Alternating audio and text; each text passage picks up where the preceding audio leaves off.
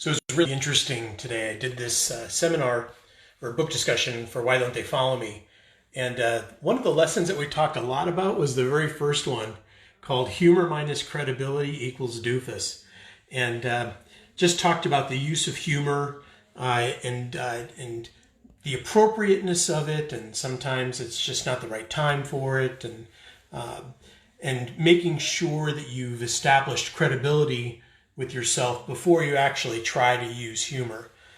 Because if you don't, and you're using humor and people don't have a reason to listen to you, they'll just see that you're a doofus. So we probably talked about 25% of the time on that one lesson and had to cram the rest of them in the last hour and a half. But it was a really good discussion, and it was just a really good reminder for me as well as the other people in the session about the appropriate use of humor and making sure that you've established credibility first before you start, before you try to use humor, because you don't want to come off, as I said, like a doofus. So that's kind of the nugget I wanted to give you on this, and hope you all have a good evening.